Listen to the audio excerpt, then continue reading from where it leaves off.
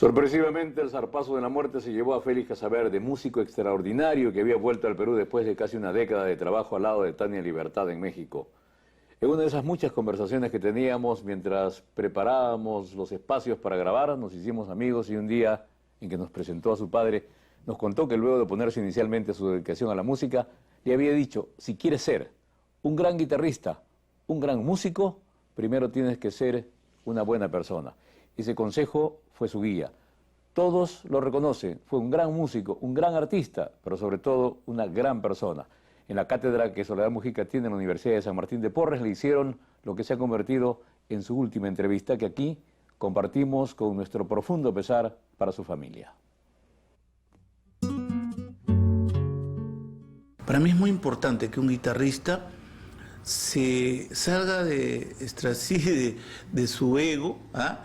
Y se brinde como soporte armónico a una melodía que la mujer, por ser perfecta, la mujer hace las melodías.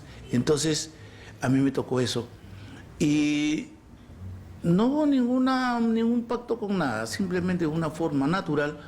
En mi caso, he tenido la suerte de acompañar a casi todas, si no todas, las grandes del criollismo, Esther Granados, Rosa Ascoy, la señora Cerdeña, Eloísa Angulo, y hasta las nuevas jóvenes como Eva Young y todas las que hasta el final, siempre jóvenes, noveles, cantantes, Bartola, que se llamaba Esther Dávila primero, Bartola, Cecilia Barraza, Cecilia Bracamonte, Santa María Lejale, Elsa Palau. Bueno, yo tengo ahí un gran recordatorio, un libro que he anotado como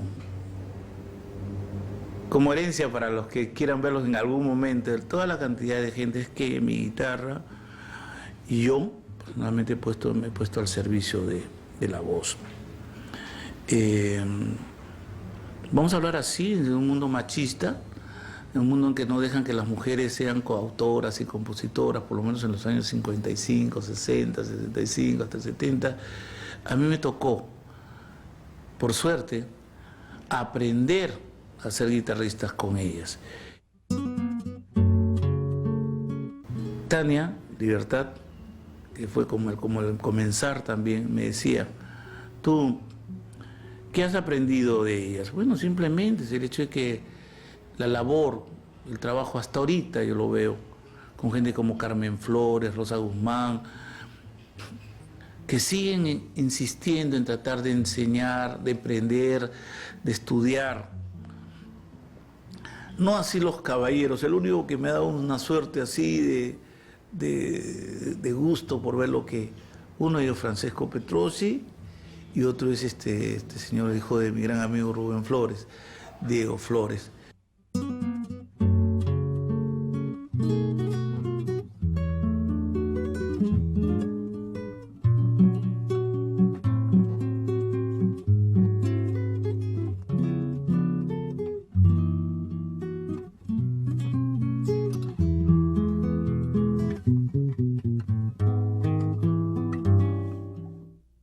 A mis alumnos siempre les indico, hay que tener mucho respeto, así al instrumento, la bohemia, ¿no?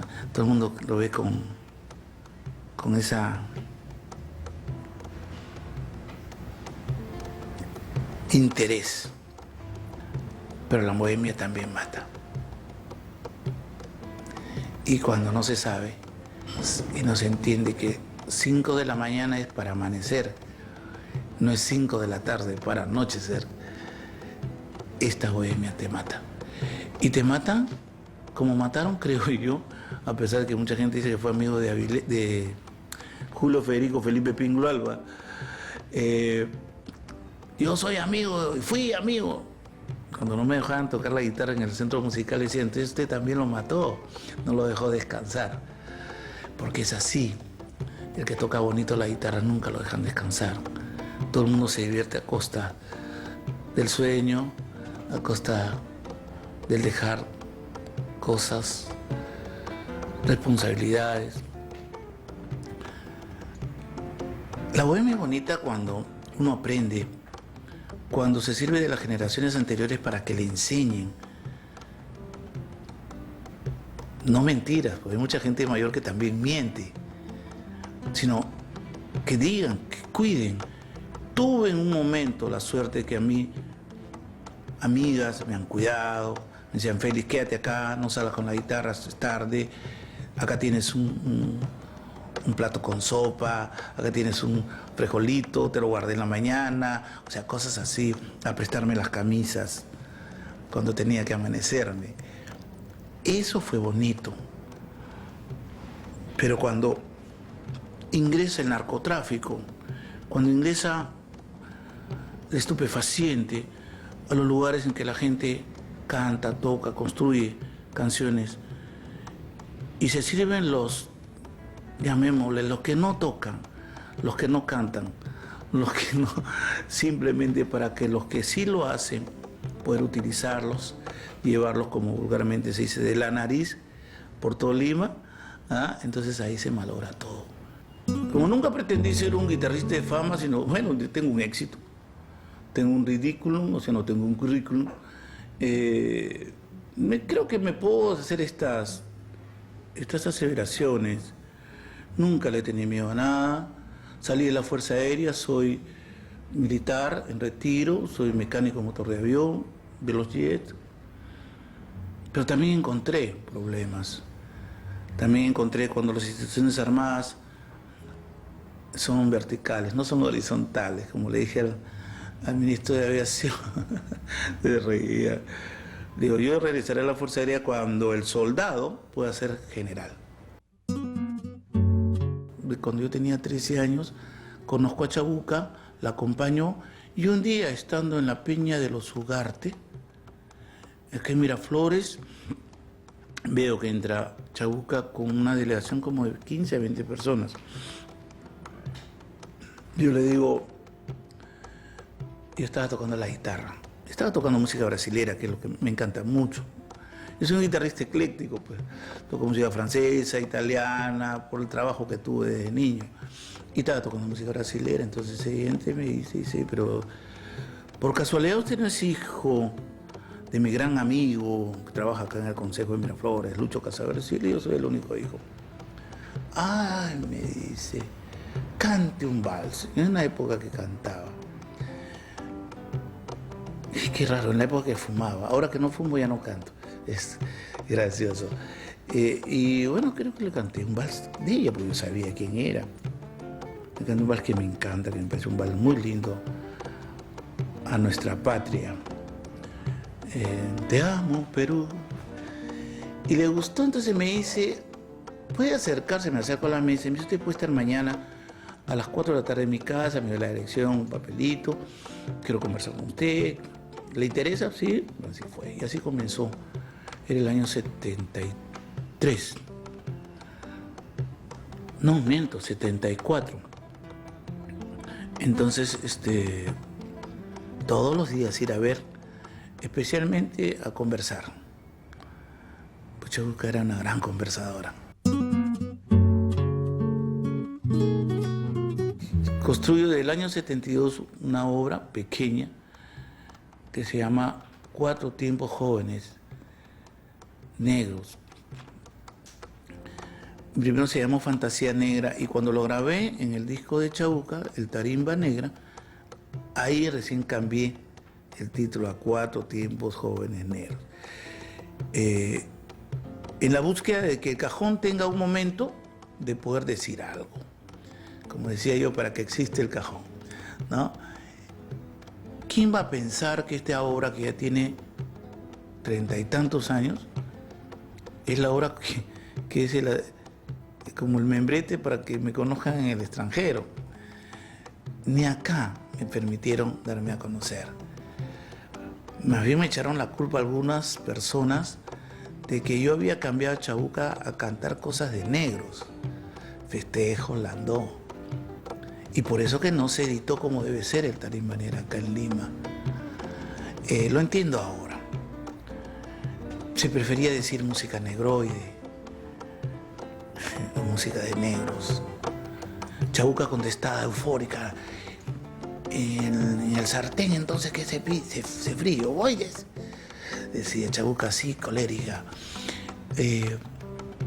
Entonces, comienza esta etapa también en mi cabeza de análisis de lo que estaba pasando alrededor. Vi con claridad que la persona que me nutría con su amistad y con su sonido de la guitarra era don Vicente Vázquez, ingratamente olvidado.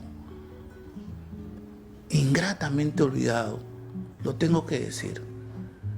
Nadie se ocupa de saber ponerle, aunque sea una reseña en la televisión. La guitarra muy importante, una guitarra ecléctica que tocaba música uruguaya, música argentina, boleros, pero también las figuras que él había rescatado de su época que nos sirven ahora para tocar el samba malató, el samba landó, los como dicen también, ahora estoy hablando ya con los jóvenes, los tips para el zapateo menor, zapateo mayor, todo eso está en Vicente Vázquez. Y yo no sé por qué no se quiere hablar.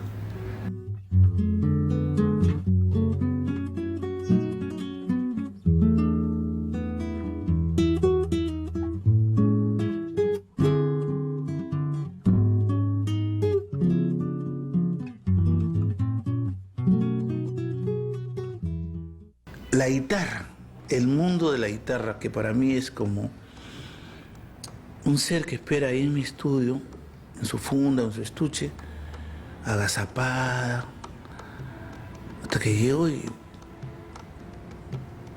o la estudio, o trabajo 3, 4 horas con el instrumento, pero está en la espera, es muy paciente, pero si yo no lo hago, me cobra. Entonces cuando tengo que tocar, me equivoco. Es un constante ligazón de examen cotidiano, diario. Como guitarrista profesional, pierdes el ego. Es más la responsabilidad de cumplir al 120 o 130% con tu capacidad. Tú no te puedes permitir fallar. Cuando estaba a los recitales en las salas, como el Segura, el Alcedo, en una oportunidad entró mi padre, que no le gustaba escucharme, pero entró, municipal creo que fue. Y yo lo primero que hice pues, fue decirle al público que me aplaudía, decirle que aplaudan a mi papá, porque acaba de ingresar mi padre, que tocaba piano, acordeón, guitarra, y fue muy lindo. Ese es el aplauso que yo recuerdo. Todo el público me acompañó en el aplauso a mi padre. Se dice que el artista vive el aplauso.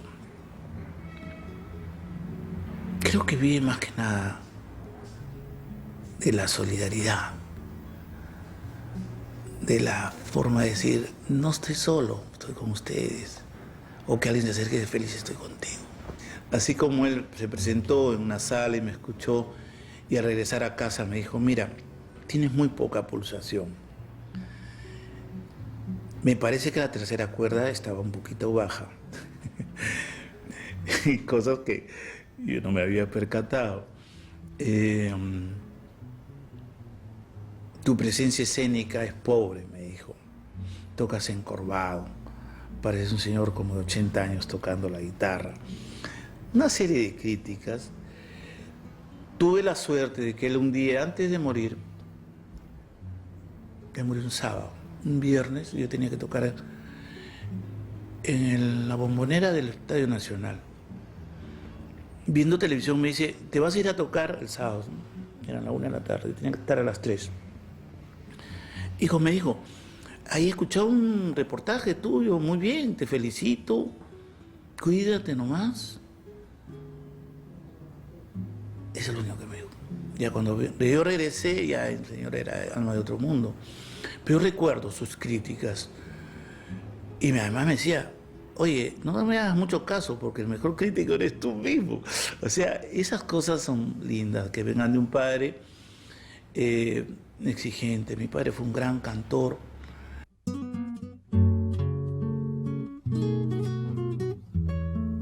Yo soy amigo, yo Lo importante en la vida es poder mirarse a los ojos sin ningún problema.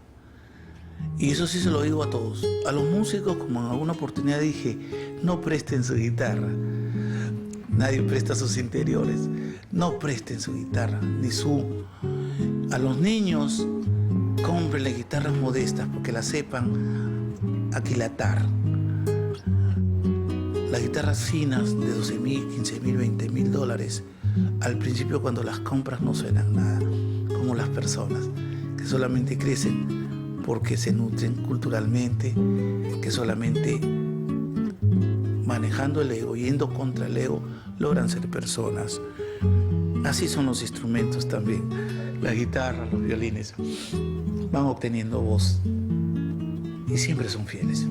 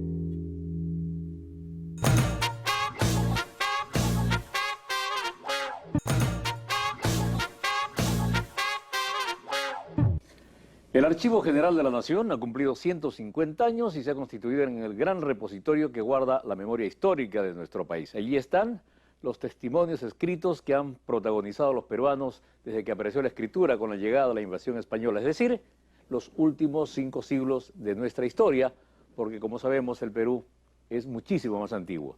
Este sesquicentenario fue un buen pretexto para encontrarnos con su trabajo y también con el que se realiza aquí, en el canal, Memoria Sonora y de la Imagen, es decir, por casa, ¿cómo andamos? No importa qué edad tengas, siempre estás sujeto a un documento que debes guardar o archivar, una partida de nacimiento, un título profesional, un documento de identidad, un historial médico, etc. Todo este legajo marca hitos en la historia de tu vida, que son parte de tu identidad. Asimismo, la historia de un país está escrita en miles de documentos producidos por sus gobernantes y ciudadanos todos los días. Estos se preservan en el Archivo General de la Nación, que viene recuperando documentos que bordean los 500 años de antigüedad. El Perú, como ha sido el virreinato más importante de América del Sur durante la historia, guarda la documentación más rica de América del Sur. Eso es lo que nosotros tenemos que proteger, eso es lo que nosotros tenemos que cuidar. Con la llegada de Francisco Pizarro, por ejemplo, tenemos lo que llamamos el famoso libro Becerro, el protocolo ambulante de los conquistadores, que es toda la documentación que iban generando ya los conquistadores en tema de compra y venta de caballos, incluso tiene deudas de juego. Es el documento manuscrito más antiguo de América Latina, América del Sur. El Archivo General de la Nación está cumpliendo 150 años en este momento. Creo que en un país como el nuestro, siempre aquejado de falta de institucionalidad, merece la pena celebrar esos 150 años. Sin embargo, hay que reconocer también que son 150 años en los que el Estado peruano, no de ahora, sino de siempre, no ha comprendido a cabalidad la importancia del Archivo General de la Nación, lo cual no deja de ser curioso, porque si algo documenta el Archivo General es la presencia del Estado en la historia del Perú. Somos un país que se declaró independiente en julio de 1821. En septiembre de 1821 ¡oh!, se quemó el archivo colonial que estaba en lo que hoy es, en el local donde hoy está el Palacio de Gobierno, ¿no? Lamentablemente, el Perú no tiene un archivo nacional hasta 1861, es decir, durante 50 años. No hubo en nuestro país noción de archivo.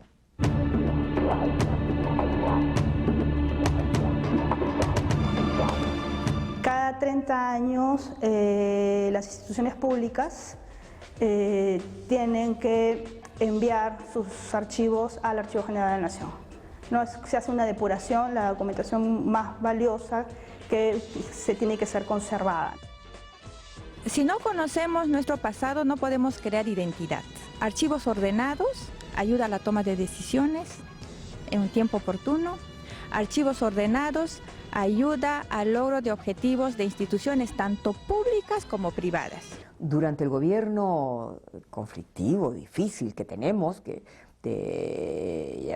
encabezó el presidente Fujimori con su asesor Montesinos, en los cuales hay toda una, y voy a usar esta palabra, una movida política para desactivar el Archivo General de la Nación y que todo se conserve en cada uno de las dependencias públicas en archivo digital, los papeles. Entonces, un equipo de intelectuales, de historiadores, encabezados sobre todo por el director del comercio de ese momento, don Aurelio Miró Quesada, por el doctor Guillermo Loman, y en ese momento nadie presumía que mi esposo no lo tendríamos ahora. Encabezó todo un trabajo para defender la intangibilidad del Archivo General de la Nación.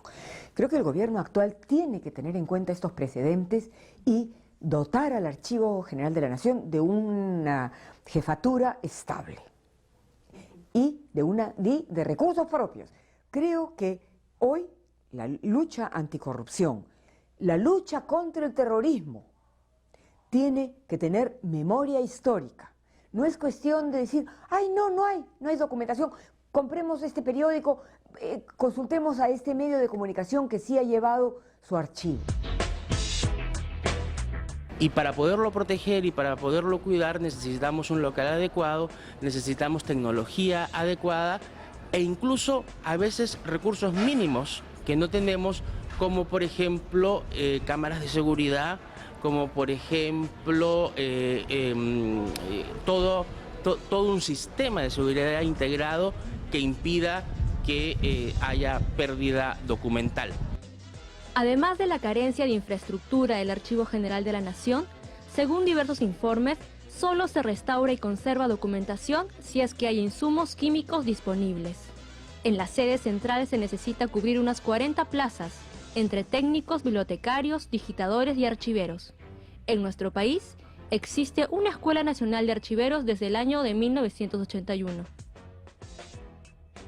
Un profesional archivero está capacitado para gerenciar un centro archivístico, un centro de documentación, ¿no? Y no solamente eso, sino aquel que da políticas de desarrollo, políticas que orienten a la mejor conservación de los documentos. Hay todo un debate que se comienza a generar unos 6 o 7 años antes que celebremos, que conmemoremos la llegada de Hiram Bingham a Machu Picchu. Entonces se comienza a hablar de los mapas. Esto salió en los medios de comunicación y un archivero, Bernardo Reyes, siguió el tema y localizó en el Archivo General de la Nación de Lima los documentos vinculados a este personaje que se llamaba Augusto Burns. Y cuando hemos hablado de estos temas con motivo del centenario de la llegada de Hiram Bingham, Bernardo Reyes me los puso en mis manos. O sea que hay, a través, por supuesto, de la dirección de la jefatura, ¿no?, el del doctor Dager, con todo un equipo de trabajo, ¿no? Entonces estamos hablando de que en el Perú sí hay una reserva moral de personas de toda condición y formación profesional que quiere cuidar. Si un archivero no tiene cultura, base, ¿no?, una amplia cultura sobre lo que es nuestra historia, entonces difícilmente podría decir, este documento pertenece a la Real Audiencia, este documento pertenece, no sé, al Cabildo, y claro que sí, tienen que llevar cursos de historia. Es lamentable que por falta de visión y presupuesto, la Escuela Nacional de Archiveros no cubra las demandas archivísticas de 30.000 plazas en todo el Perú. El último examen de admisión para ser archivero fue en el año 2006. Recién, con la nueva administración, se pudo adecuar a los requerimientos del Ministerio de Educación y su próximo examen de ingreso sería en febrero de 2012. Y ya que hablamos de preservar la memoria del país, habría que sumar a este gran archivo los archivos de los medios de comunicación, como la radio y la televisión, cuyo trabajo recae justamente en reflejar y recrear el día a día de nuestra época. Por consiguiente, es un deber preservarla también, y con mayor razón si se trata del archivo histórico audiovisual del Canal del Estado, que debería tener registrados 52 años de nuestra República. Porque no es suficientemente espacioso que todos y cada uno puedan decir, mientras nosotros estemos aquí, esta casa es mi casa.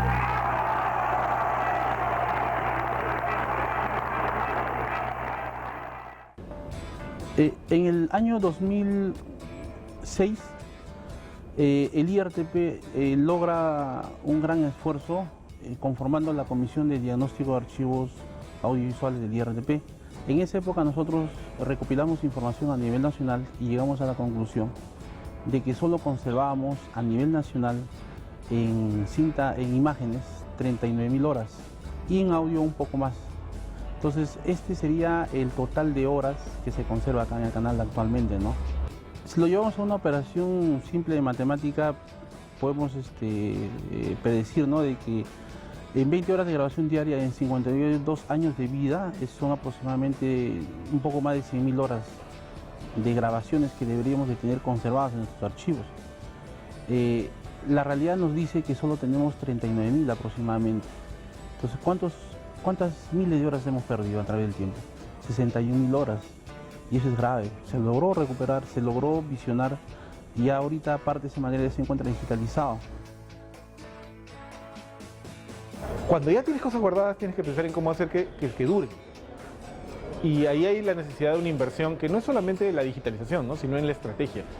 ¿A dónde quieres llegar con esto? ¿A quién quieres que tenga acceso? Eso es importantísimo, ¿no?, porque a la larga es la historia del país, ¿no? Es la memoria del país, reside ahí. Y en muchos casos, sin duda, se han destruido documentos con toda intención, precisamente para que no haya memoria, ¿no? Nosotros valorizamos este tipo de archivos no por el formato o por la parte física, sino por el contenido de su información. El contenido de su información es invalorable, ¿no?, porque es cultura. Entonces, y más aún si en televisión, si logramos imágenes inéditas que ningún otro medio lo tiene, con mayor razón, ¿no? Porque cuando guardamos esas cosas, guardamos nuestra historia. Tenemos un reflejo de lo que éramos, de cómo nos entendíamos, de qué cosa pensábamos como peruanos, ¿no es cierto? Entonces nuestra manera de presentarnos ante el mundo y ante nosotros mismos está reflejada en ese tipo de materiales, en la música, en la publicidad, en las series de televisión, ¿no? Lo positivo, lo negativo está ahí. Ha sido un trabajo duro porque se empezó por la concientización, en principio los funcionarios. De repente tratar de hacer entender el trabajo de archivo, para empezar, porque muchas veces somos muy relegados, la última rueda del coche se podría decir, pero que sin embargo nosotros con los archivos audiovisuales podemos ser el eje de la institución que podría generar muchas cosas, ¿no? A partir de los archivos, generación de nuevos programas, la explotación comercial, el desarrollo de la industria cultural inclusive. En Estados Unidos, por ejemplo, tienen un criterio que se llama el Registro Nacional, por ejemplo, de películas. Entonces, ellos lo que hacen es que la Biblioteca del Congreso, que es la Biblioteca Nacional de Estados Unidos, decide que hay alguna película, que puede ser largo, corto, animada, lo que sea, documental, que es culturalmente significativa. Y entonces consiguen una copia y ellos la preservan. Hay un famoso corto, una famosa caricatura, digamos, de Warner Brothers, ¿no? Dakamak, así se llama, ¿no? Donde el pato Lucas es transformado por un dibujante, ¿ya? Es bien surrealista. Y al final se revela que el dibujante es Bugs Bunny, ¿no?, que es el que está manipulándolo. Ese video fue seleccionado por la Biblioteca del Congreso y dijo, este es un video valioso culturalmente, y ellos guardan una copia. De tal forma que si el día de mañana, por alguna razón legal, comercial, la Warner Bros. Desaparece, no hay derechos, el país está guardando eso. Para eso son los archivos, por eso son las bibliotecas. O sea, hay un criterio nacional por encima del interés particular. Y es eso lo que no tenemos en el Perú. Los documentos públicos se guardan, pero los documentos privados, que pueden ser críticos, y no me refiero solamente a contratos, me refiero a cosas como, por ejemplo, películas, como no hay un criterio de cuándo, cómo los guardamos. No hay un mandato para guardar materiales que reflejan nuestra historia, y eso es algo que deberíamos ir pensando. El archivo no solo debe guardar documentación escrita, bueno, es lo que primero que se genera, ¿no? Pero ahora vivimos en la era audiovisual, o sea, también se genera pues, el documento audiovisual, que puede ser pues, una noticia, un documental, un discurso, y eso se genera también a través del Estado, ¿no? Como RTP, que es un canal del Estado, entonces es algo del Estado que tiene que pasar al Estado. Si tuviéramos en este momento las condiciones adecuadas para guardarlo, que es de temperatura, ambiente, un lugar adecuado, incluso un local mejor, estaríamos con las puertas abiertas para recibirlos, ¿no? Pero igual hay que hacer todo un procedimiento, ¿no? Ustedes nos tienen que pedir a nosotros que hagamos una visita, ver, y quién sabe más adelante podamos hacer un convenio para conservar los archivos audiovisuales. Ahora que en el Perú todos o casi todos hemos comprendido la importancia de tener un lugar de la memoria para no olvidar esa violencia sanguinaria por parte de esos movimientos terroristas y algunos excesos que cometieron también las Fuerzas Armadas, así como hoy todos convenimos en la necesidad de tener ese lugar de la memoria, tenemos que saber que el lugar por excelencia de la memoria son los archivos. Entonces démosles la misma importancia que le estamos dando al lugar de la memoria a todos aquellos archivos de las entidades públicas, porque esos archivos de las entidades públicas, esos archivos regionales, el Archivo General de la Nación, es lo que nos va a permitir tener historia en el futuro.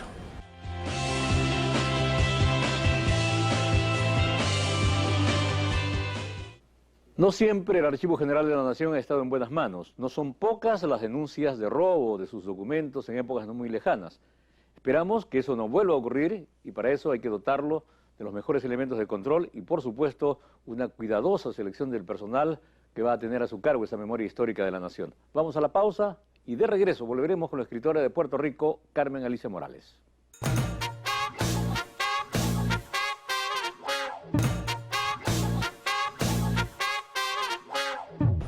En la introducción del libro usted dice que es cangrejera. ¿Por qué?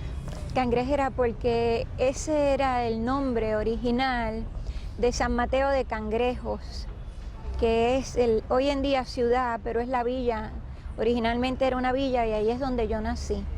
Y por eso soy cangrejera, porque vengo de ese lugar que hoy día se llama Santurce. ¿Y por qué se llamaba cangrejeras? Cangrejeros porque tenía muchos cangrejos, cangrejos de tierra, que ya han desaparecido y ya no se ve, ya la gente joven ni sabe que existieron. Había muchos manglares. Correcto, correcto. Muchos manglares que se secaron para reproducirse en viviendas y eventualmente edificios para tener un área donde vivir la gente de Cangrejo, que se desplazó desde la ciudad del viejo San Juan. Este libro entonces es además un homenaje a la nostalgia y un homenaje también a la ecología, porque es lamentable que hayan desaparecido esos cangrejos y es más lamentable aún que haya desaparecido esos manglares, ¿no? Correcto, correcto. También es representativo utilizo la ciudad, lo que ha pasado en la ciudad como simbolismo para en realidad hablar de la isla de Puerto Rico en general y del pueblo puertorriqueño.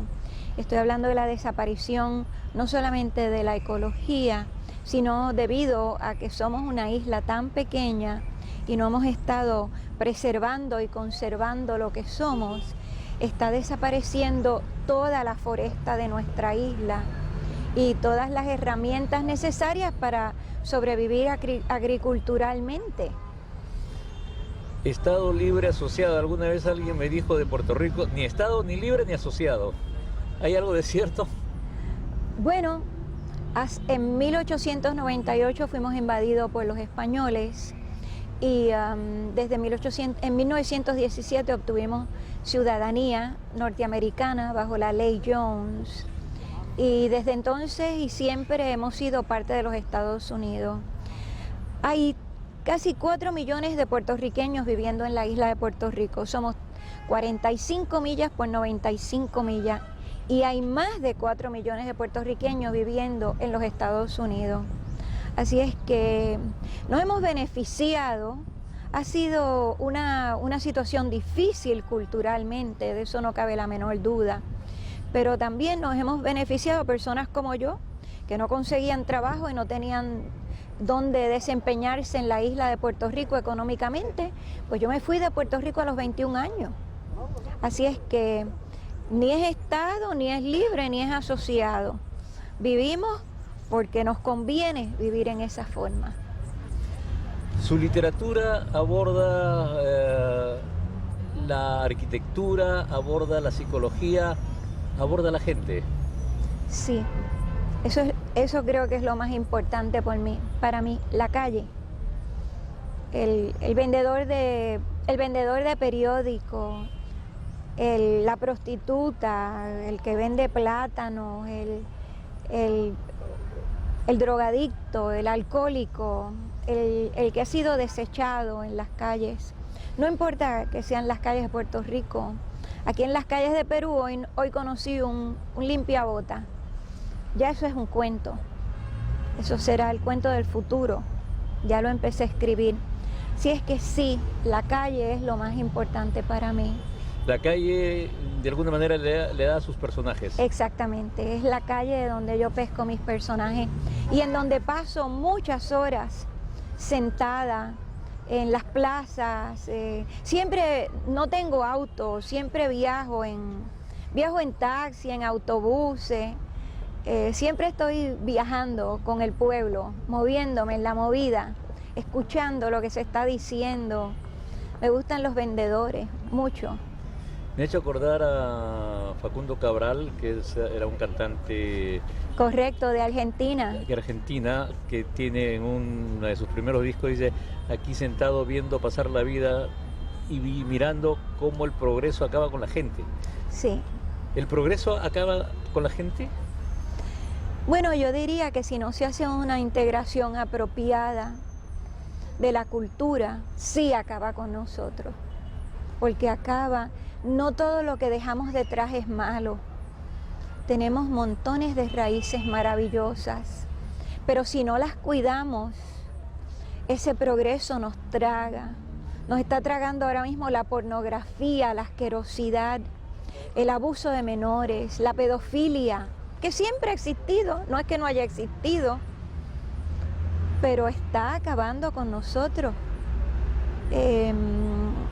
Y entonces, pues yo diría que si no cultivamos lo bueno que traemos del pasado, no hay futuro, porque al final lo que nos mantiene económicamente, familiarmente, socialmente, es nuestros valores morales, nuestra capacidad para pelear moralmente, para subsistir, y de eso se trata la literatura.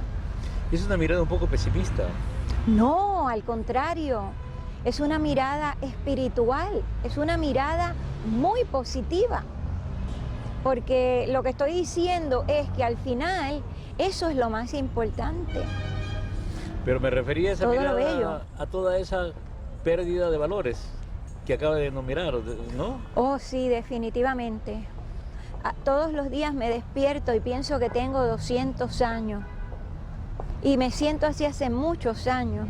Y yo estoy segura que a usted también le pasa lo mismo, porque lo que nos está rodeando, especialmente en los cambios drásticos que estamos viendo en una juventud, no porque esa juventud esté haciendo nada malo, sino porque nosotros no hemos cuidado lo que trajimos y le estamos a ellos invadiendo e imponiendo sistemas degenerados Así es que sí, fui maestra, yo soy una maestra de villa, fui maestra por 25 años, me dediqué a educar los jóvenes, así es que, y eso fue lo que vi.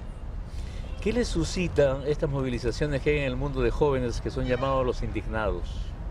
Oh, yo creo que eso es maravilloso, eso es fantástico, ya era hora de que la juventud se levantara y dijera no más, porque ellos están indignados en contra de esto mismo que yo estoy hablando, en contra de la inmoralización, en contra de la inmoral que subsiste a todo nivel entre lo que se llama el white collar worker, entre los trabajadores de cuello blanco. Bien, bravo, finalmente, que no se queden ahí, que continúen. De ellos depende la movida del nuevo mundo. Gracias. Un placer.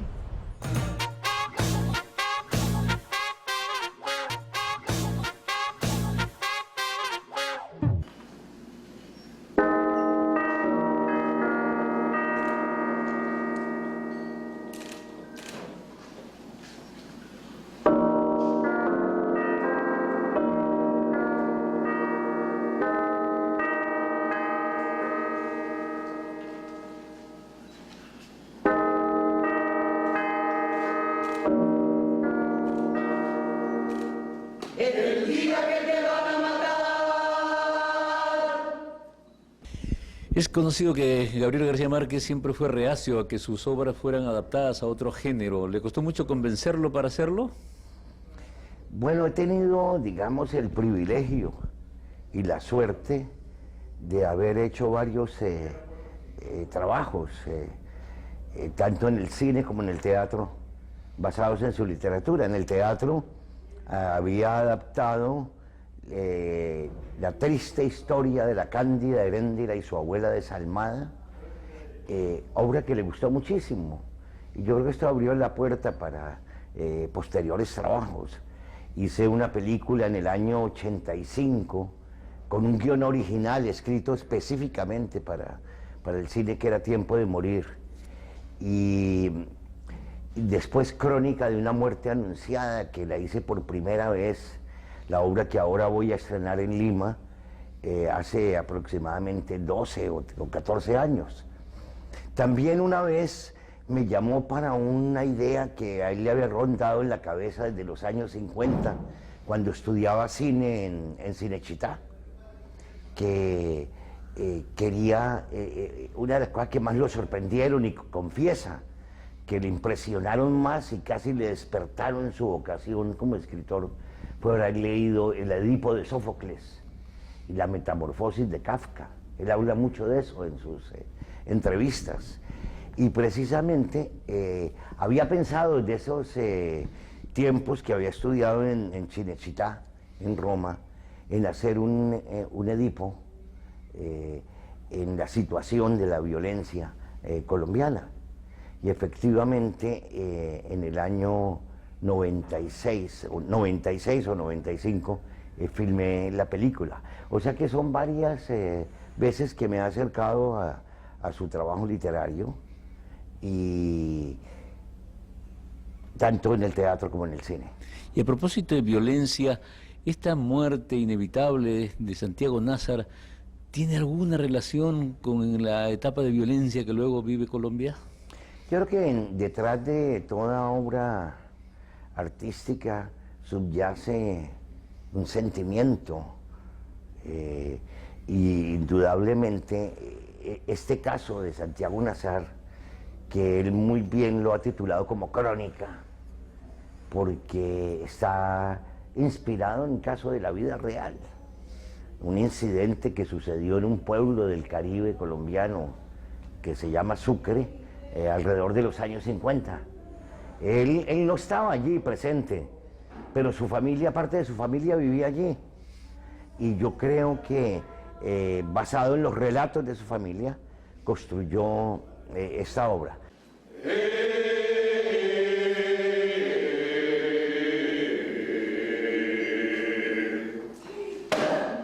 ¡Quieren meterse dentro de la casa para matarlo! ¡Hijos de puta! Evidentemente va más allá de una crónica. y esto refiriéndome a su pregunta, yo creo que allí subyace esa génesis de la violencia, de alguna manera. Santiago Nazar es el fruto casi de un crimen colectivo en el sentido en que muchas veces participamos en los eventos, inclusive no participando, evadiéndolos, siendo indiferentes ante ellos, por el olvido, por la complicidad. Y en Crónica de una muerte anunciada se siente un poco ese disfrute colectivo, ese morbo colectivo de introducirse en la vida íntima de las personas y aún más de presionar a estos pobres muchachos, los hermanos vicarios, a matar a Santiago Nazar. Son unos pobres chicos condenados a matar. Quizás el miedo de matar, para quien no es asesino, es más grande que el miedo de morir. Eso también es medio lorquiano, ¿no? Indudablemente, indudablemente. Yo creo que en Bodas de Sangre y temas de eso muy andaluces, entre otras cosas, esa Andalucía que está tan incrustada en nuestra cultura de alguna manera, ¿no? También es muy andaluz, comparto completamente la idea con usted. El sentido, el mal entendido sentido del orgullo, de la hombría, del ser macho, ¿no? Entonces yo creo que esos elementos también están en la obra. ¿Cuál es el secreto para convertir una gran novela en una gran obra de teatro? Habida cuenta que se asegura que de una buena novela se logra una mala adaptación a otro género y al revés, de una mala novela se consigue una buena adaptación. Todo lo contrario de lo que ha ocurrido con esta obra que usted ha adaptado. Bueno, el secreto no lo conozco. Yo creo que más que el secreto, el riesgo consiste en poder traducir del lenguaje, poder hacerle olvidar al espectador que esté buscando la novela en lo que ve y convocarlo a que vea una obra de teatro. Y una obra de teatro, como le dije, fiel al espíritu de la novela, pero por esa misma fidelidad debe entender que estamos en otros terrenos, que el libro está escrito y que no necesita que se le toque, y que más bien la fidelidad consiste en la honestidad de enfrentar ese trabajo y en el rigor de convertirlo en otro lenguaje. La hermosa muchacha que se casó ayer fue de vuelta a la casa de sus padres porque en Vallado San Román, su esposo, encontró que no era virgen. Y los hermanos de ella están buscando a Santiago Nazar para matarlo. Alguna vez en un festival de cine en España me hacían esa pregunta respecto a mi película. Me decían que consideraban que mi película Tiempo de Morir es una de las que mejor ha recogido el espíritu garcía-marquiano. Y pues me recuerda usted con esta pregunta lo mismo, que voy a tener que contestar lo mismo. No creo que se deba a un talento particular mío, sino quizás a que comprendo mucho lo que cuenta. Y creo que todos los latinoamericanos lo entendemos de esa manera. Esos universos, ese mundo de Macondo, creo que está en todas las regiones de América Latina, regado en cualquier pueblo nuestro del continente. Podemos encontrar estas historias de Remedios la Bella y Aureliano Buendía. Yo creo que una de las virtudes de García Márquez es precisamente haber podido narrar de esa manera, de esa otra manera, haber descubierto ese lado mágico,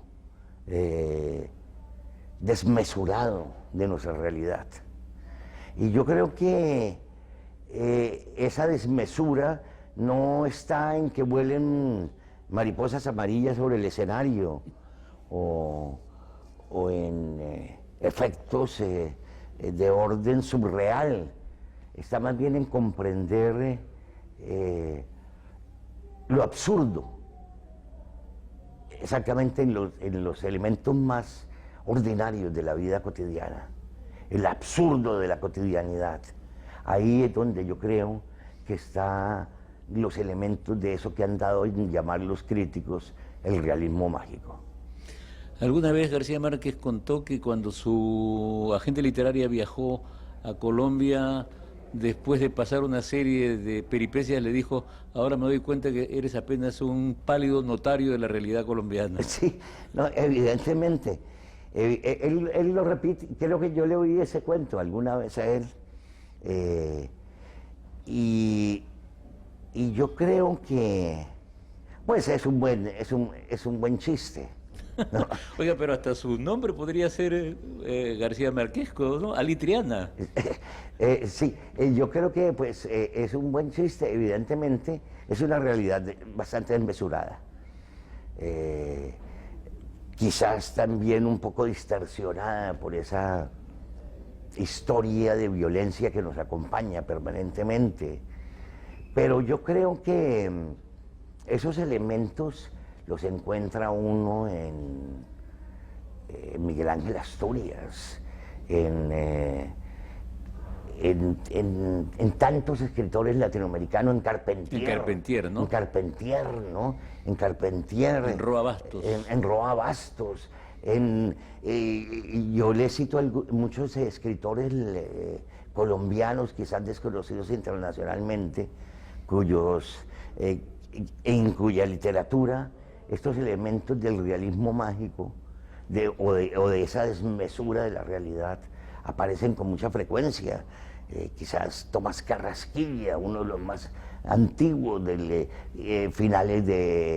principios del siglo XX, que hoy en día uno lo lee y dice: esto ya se había escrito de alguna manera, ya se había visto de alguna manera la realidad de esa manera, con ese ojo, con esa óptica. Entonces, evidentemente que nuestra realidad, pero uno se lee Pantaleón y las visitadoras, ¿eh? ¿Y qué más quiere de mesura de la realidad, de locura? Y así sucesivamente. Yo creo que el continente está invadido de desmesura. ¡Mucho! ¿Con quién? Dime quién fue. Esto fue todo por hoy. Gracias.